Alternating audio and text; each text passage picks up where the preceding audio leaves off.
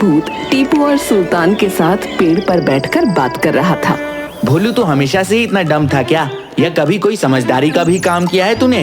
अबे समझदारी का काम तो दिमाग वाले लोग करते हैं, पर इसके पास तो वो है ही नहीं। अरे नहीं भाई, एक बार मैं भी बहुत समझदार हो गया था, पर सिर्फ एक दिन के लिए, और मैंने अपने ताशापुर को एक बहुत बड़ी आपदा से बचा लिया था। वाह रे भोलू, तू तो झूठ भी बोलने लगा। नॉटी हो गए हो भोलू।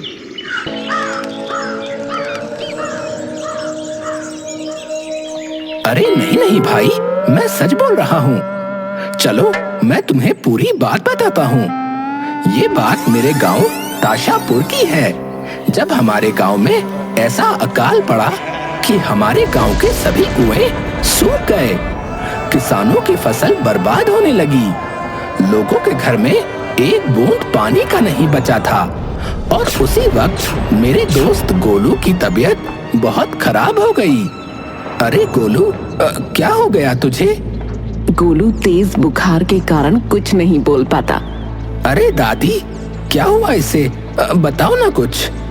अरे भोलू बेटा, पूछ मत। कल से इसे बुखार आ रहा है और आज सुबह से तो शरीर आग की भट्टी की तरह तप रहा है। सुबह से यही लेटा हुआ है, अंदर तो गर्मी से पूरा कमरा धधक रहा है। फिर तो बहुत तेज बुखार आया है लगता है। हाँ, और ऊपर से एक बूंद पानी भी घर में नहीं है कि इसके सर पर ठंडी पट्टियां ही रख दूं। तो दादी, मैं कुएं से ले आता हूँ। अरे मैं गई थी बेटा, पर गांव के सभी कुएं भी एकदम सूख चुके हैं। न जाने एकदम से ऐसी आपदा पूरे गांव पे कैसे आ गिरी। क्या ऐसा पहली बार हो रहा है क्या दादी? हुआ तो पहले भी कई बार है, पर तब तो 1-2 हफ्ते में इस मौसम में बारिश आ ही जाती थी। पर अब की बार तो 2 महीने हो गए और बारिश की एक बूंद भी नहीं है। तभी गोलू धीरे से आंखें खोलकर अपनी दादी की ओर देखता है। दादी, बहुत प्यास लगी है। हे भगवान, घर में एक बूंद भी पानी नहीं है, अब इसे पानी कहाँ से पिलाऊं? तभी एक सुनहरे रंग का मोर अचानक से धूप की किरणों की ओर से नीचे हवा में उड़ता हुआ आता है और अपने चमकते हरे और नीले पंखों से गोलू के सर पर एक बूंद पानी की गिराकर हवा में वापस जंगल की ओर उड़ जाता है। दादी और भोलू ये देखकर एकदम भौचक्के रह जाते हैं। दादी, ये क्या था? मोर था बेटा। मुझे लग रहा है कि मोर कहीं से पानी की किसी जगह के पास से आ रहा था, वरना मोर सूखे में कभी नहीं आता।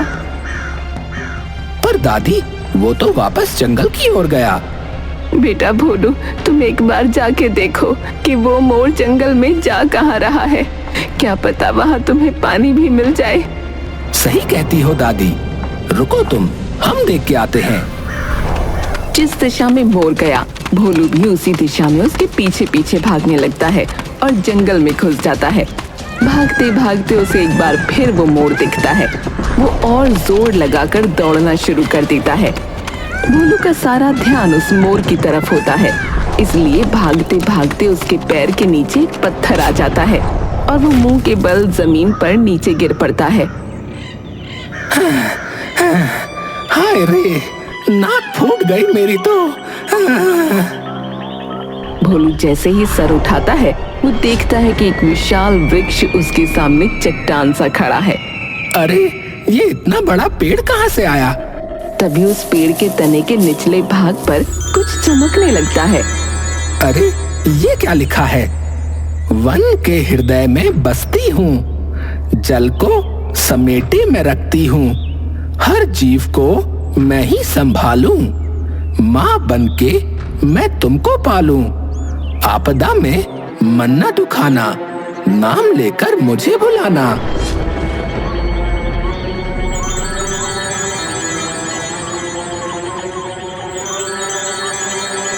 माँ बनके तुमको पालूं? मैंने तो बचपन से ही अपनी माँ को नहीं देखा। मैं तो जंगल में ही पला बड़ा हूँ, तो मुझे तो प्रकृति ने ही पाला है। तभी अचानक से एक बड़ा प्रतिबिंब भोलू के सामने सफेद ठंडे धुएं से निकलकर उसके सामने आ जाता है। भोलू डर के मारे पीछे की ओर खिसक जाता है। सही उत्तर। क्या मैंने कौन सा उत्तर दिया? और आप हैं कौन? मैं वन देवी हूँ। अच्छा, पहले तो आपको इस गांव में कभी नहीं देखा। मूर्ख, मैं इंसान नहीं हूँ। हे राम, तो कौन है आप? और आप पेड़ में क्या कर रही थी? कहीं आप पेड़ पर रहने वाली दैत्य तो नहीं हो ना? देखिए, मुझे खाइएगा मत। मैं तो सिर्फ जंगल में पानी लेने आया था, क्योंकि पूरे गांव में सूखा पड़ा हुआ है। कहीं भी पानी नहीं है, एक बूंद भी। और मेरे दोस्त गोलू की तबीयत बहुत खराब हो रखी है, इसलिए मैं सिर्फ यहाँ पानी लेने आया था, कसम से। वन देवी एकदम से अत्यंत क्रोधित होकर गरजने लगती है। वो तो निश्चित ही था, क्योंकि इस गांव के कई लोगों ने प्रकृति का अपमान किया है, उसे मार के, उसे दूषित करके। ये वन जो तुम देख रहे हो, ये मेरे शरीर का हिस्सा है, और मेरे इन्हीं अंगों को तुम गांव वाले रोज काट के या तोड़ के ले जाते हो, सिर्फ अपने आराम के लिए। जिस पानी से नहाकर तुम अपने तन को साफ रखते हो, उसी पानी में कूड़ा फेंक कर उसे मैला करते हो। बेजुबान जानवरों की जान लेकर उन्हें खा जाते हो, तो ये तो होगा ही। ये सुन के भोलू कुछ देर के लिए चुप हो जाता है। देखिए वन देवी, जो भी हम गांव वालों ने आपके साथ किया, उसके लिए मैं क्षमा मांगता हूँ। मैंने अपना पूरा बचपन इसी जंगल में गुजारा है। कोई पेड़ काटना तो छोड़िए, मैंने तो कोई फूल तक नहीं तोड़ा यहाँ से। ये गांव मेरा घर है, और ये जंगल मेरे घर का हिस्सा है। और ये अकाल अगर यूं ही चलता रहा, तो मेरा घर बर्बाद हो जाएगा। वन देवी मुस्कुराकर भोलू की ओर देखती है। उठो भोलू, मुझे पता है कि तुम्हारा मन एकदम स्वच्छ और पावन है, इसीलिए ही तुम वो पहेली पढ़ पाई और उसे सुलझाकर मुझे बुला पाई। तो आप ये सब ठीक कर सकती हैं? मैं सब ठीक नहीं कर सकती, लेकिन तुम्हें अपने गांव को बचाने की दिशा जरूर प्रदान कर सकती हूँ। वो कैसे? तभी वन देवी भोलू के आगे अपना हाथ करती है, और एकदम से उनकी हथेली पर एक टोपी प्रकट हो जाती है। इसे ले लो भोलू, ये तुम्हारी मदद करेगी। और मेरी बात ध्यान से सुनो। इस जंगल के पश्चिम दिशा के अंत में एक गुफा है। उस गुफा को ढूंढ के तुम्हें उसके अंदर जाना पड़ेगा, और जब वहाँ पहुँच जाओ तो ये मंत्र बोलना, वन देवी देवाय नमः। प्रवेश द्वार के पश्चात तुम्हारे सामने 2 बाधाएं आएंगी, और उन बाधाओं के परे होगा तुम्हारा जवाब। याद रखना, बाधाएं तुम्हारा तन नहीं मन परखेंगी, और तुम्हारे पास केवल कल सूर्यास्त तक का समय है। उसके बाद ये टोपी अपने स्थान पर वापस चली जाएगी। और ये कह के वन देवी एकदम से ओझल हो जाती हैं। देवी, देवी, वो तो गई। अब क्या करूं? मेरे दोस्त का क्या होगा अब? तभी अचानक से उसकी नजर टोपी की तरफ पड़ती है, और भोलू टोपी उठाकर पहन लेता है। जैसे ही भोलू टोपी पहनता है, एकदम से उसके हाव भाव बदल जाते हैं। गोलू को ठीक करना है तो सबसे पहले उसे गिलोय और नीम के पत्तों का घोल मिलाकर पिलाना पड़ेगा, लेकिन उससे पहले पानी ढूंढना पड़ेगा। भोलू तालाब की ओर जाता है। उसे दिखता है कि तालाब में अभी थोड़ा पानी बचा है।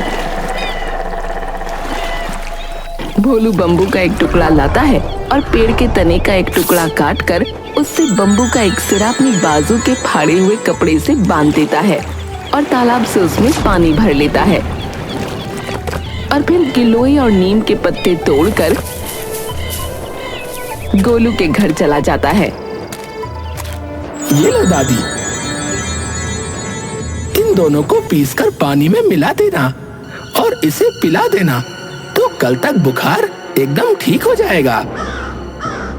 अरे भोलू, तू कब से इतना होशियार हो गया, और ये टोपी कहाँ से ले आया? कुछ नहीं दादी, ऐसे ही गर्मी लगी तो सोचा पहन लूं। भोलू तभी के तभी जंगल की ओर गुफा ढूंढने निकल जाता है। वो पूरी रात ढूंढता है, लेकिन उसे कोई गुफा नहीं दिखती। जैसे ही सूर्योदय होता है, वो पश्चिम दिशा में ही गुफा ढूंढ रहा होता है। तभी उसका पैर कुछ पत्तों के ऊपर पड़ता है और वो थोड़ी देर के लिए वहीं रुक जाता है। अपने पैर से वो एक बार फिर उसी जगह मारता है और मारने पर गूंजने की आवाज उसके कानों में आकर वापस टकराती है। ये तो ऐसा लग रहा है जैसे इसके नीचे कुछ हो। भोलू पत्ते हटाकर देखता है तो उसे पत्थर का एक बहुत बड़ा गोल टुकड़ा जिस पर एक पेड़ जो पानी की लहरों में खड़ा है वो बना दिखता है। भोलू तभी वन देवी का दिया हुआ मंत्र बोलता है, वन देवी देवाय नमः। पत्थर में से तेज रोशनी निकलने लगती है और पत्थर वहां से गायब हो जाता है। नीचे एक ढलान गुफा के अंदर जा रही होती है। भोलू थोड़ी देर नीचे की ओर जाता रहता है। थोड़ी दूर जाकर वो रास्ता आगे से बाईं ओर मुड़ जाता है, पर जैसे ही भोलू बाईं ओर मुड़ता है तो रास्ता चारों तरफ से एकदम बंद हो जाता है और वहां तेजी से गंदा और कूड़े से भरा बदबूदार पानी भरने लगता है। भोलू टोपी पहनता है तो अचानक से उसकी नजरें कमरे के कोने की ओर मुड़ती हैं, जहां एक बाल्टी रखी होती है। भोलू डर जाता है। अरे यहाँ से तो कहीं जा भी नहीं सकता, ये रास्ता तो हर दिशा से बंद है। तभी टोपी अपना काम करती है और भोलू को उस बाधा का हल पता लग जाता है। एक एक करके सारा कूड़ा भोलू उस बाल्टी में डालने लगता है। हे जलदेव, तुम अपनी शुद्धता से रोज हमारा तन साफ करते हो और हमारा मैलापन खुद ले लेते हो। अरे आप तो इतने पवित्र हो कि आपको स्वयं शिवलिंग और तुलसी पर अर्पण किया जाता है। तो अब मेरी बारी कि मैं आपको साफ कर आपकी सारी मलिनता खुद पर ले लूं। सारा गंदगी भरा पानी एकदम से स्वच्छ हो जाता है। भोलू ये देखकर अपने हाथ जोड़कर और सर झुकाकर जल देवता को नमन करता है और देखते ही देखते उत्तरी दिशा का रास्ता अपने आप खुल जाता है। भोलू मुस्कान के साथ आगे बढ़ने लगता है, पर चलते चलते वो अचानक से भयभीत होकर रुक जाता है, क्योंकि अब उसके सामने उसकी अंतिम परीक्षा खड़ी थी। एक शेर और उसके सामने एक निर्दोष बछड़ा, डरा हुआ, सहमा हुआ। अरे नहीं, तुम इसे क्यों खा रहे हो? ये बेचारा तो निर्दोष है। शेर भोलू की तरफ आंख दिखाकर दहाड़ता है। अरे नहीं, अब क्या करूं? अरे शेर ताऊ, प्लीज इस बेचारे बछड़े को छोड़ दो। भोलू जोर से आंखें मीच बछड़े को बचाने की तरकीब सोचने लगता है। तभी उसे वन देवी की कही एक बात याद आती है। बाधाएं तुम्हारा तन नहीं मन परखेंगी। भोलू अपनी टोपी उतार कर जमीन पर रख देता है। तुम्हें भूख लगी है ना शेर ताऊ? शेर भोलू की तरफ देखता है। तो तुम इस निर्दोष को जाने दो और इसके बदले मुझे खा लो। इसका कोई कसूर नहीं। जो कसूर है हम इंसानों का है। हम ही हैं जो तुम्हारे बच्चों का खाना शिकार कर मार डालते हैं और कभी तो तुम्हारे बच्चों को भूखा सोना पड़ता होगा। तो इसकी सजा हम मनुष्यों को मिलनी चाहिए। भोलू घुटनों के बल बैठ जाता है। मैं खुद की बलि तुम्हें देता हूँ। तुम इस निर्दोष को जाने दो।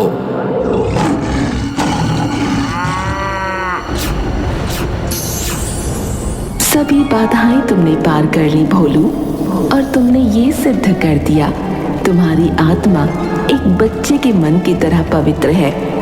जाओ भोलू और इस टोपी को भीत पर रख दो। भोलू उस टोपी को भीत के सहारे रख देता है और एकदम से वो भीत जगमगा उठती है और एक मंत्र उस पर लिखा हुआ आता है। निस्वार्थ भाव के तुम रखवाले, हर जीव को मन से पाले। हे वन देवी, तुम ही संभालो, अपने प्रेम से हमें बचा लो।